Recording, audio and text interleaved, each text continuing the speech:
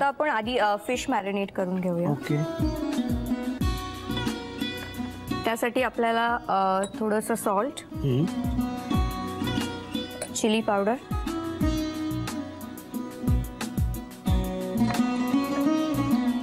हळद आणि आपल्याला ह्याच्यामध्ये पाणी नाही टाकायचं आहे, तर जे मोहरीचं तेल असतं ते टाकायचं आहे आणि त्याच्याने त्याची पेस्ट करायची आहे. तर आपलं हे मॅरिनेट रेडी झालं आहे आणि फिशला लावायचं आता.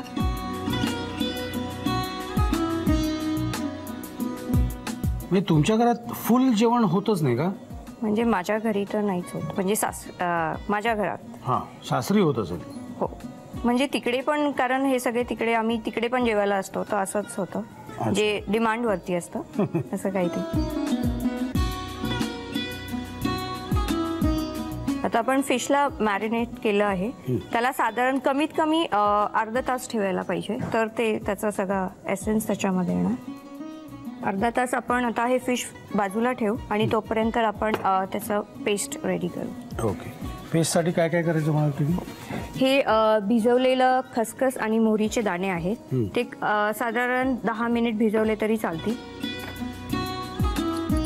ओके. आणि हिरवी मिरची टाकायची आहे त्याच्यामध्ये, जसं आपल्याला तिखट लागेल तसं, जर कमी पाहिजे असेल तर कमी टाकायची. हळद थोडंसं,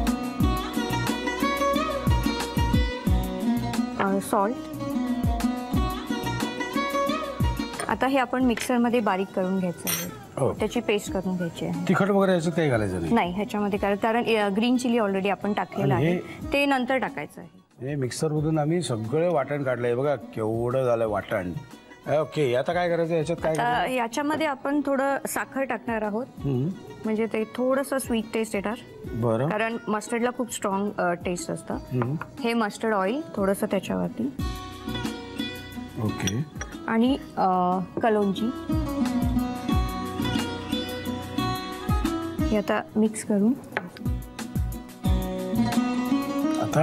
आता हे मिश्रण आपण केळीच्या पानावरती टाकायचं आहे. केळीच्या पानावरती आपण आणि फिश मग कुक करणार आहोत. थोडं ह्याला स्टीम केलं तर ते फोल्ड करायला इझी होतं.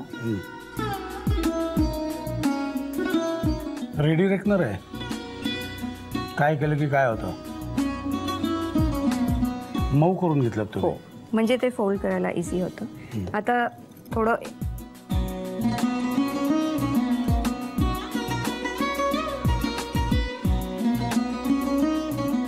ओके. आता हे फिश फोल्ड करून बनाना लीफ चारी बाजून फोल्ड करून त्याला आपण धाग्याने बांधणार आहोत. हा धागा किती घ्यायचा हे तुमच्यावर अवलंबून आहे. अगदी बोटभर पण चालणार नाही, नाहीतर यासारखं तुम्ही बोटभर द्या आणि मग हे कसं बांधायचं आणि ते कसं बांधायचं विचारत बसाल. पण हे बांधण्याचं कारण काय असावं? म्हणजे ते केळीचं पान उघडलं नाही पाहिजे आणि स्टीम आतमध्ये ट्रॅप झाल्यामुळे ते फिश लवकर कुक होणार आपला, नाही तर ॲरोमा पण सगळं जाणार. हो.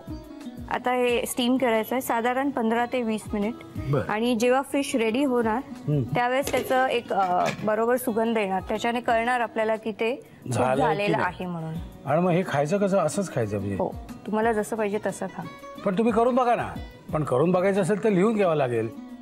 हे तुम्ही बुद्धिमान नाही आहे तशातलं माझं काही म्हणणं नाही आहे, पण एक सेफ साईड म्हणून तुम्ही लिहून घ्या. म्हणजे आपल्याला अल्टरनेटिव्ह काय वापरता येईल याच्यात ह्याचा तुम्हाला विचार करता येईल ना. लिहून घ्या.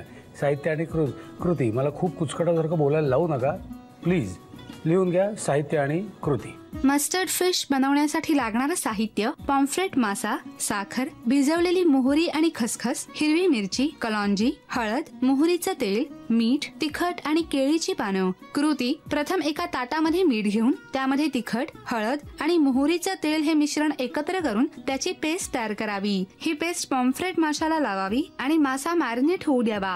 एका भांड्यामध्ये भिजवलेले मोहरीचे दाणे आणि खसखस, हिरवी मिरची, हळद आणि मीठ घालून हे मिश्रण मिक्सर मधून वाटून घ्यावं. या वाटलेल्या मिश्रणामध्ये साखर, मोहरीचं तेल आणि कलौंजी घालून मसाला तयार करावा. केळीचं पान वाफेवर मऊ करून घ्यावं. या पानावर वाटलेला मसाला घालावा. त्यावर मॅरिनेट केलेला पॉम्फ्रेट मासा ठेवावा. वरून मसाला लावून केळीचं पान चारही बाजूनी बंद करून घ्यावं. कुकरमध्ये पाणी घालून त्यावर चाळण ठेवावी. त्यामध्ये केळीच्या पानामध्ये बांधून घेतलेला मासा घालावा आणि 15 ते 20 मिनिटांसाठी शिजवून घ्यावा.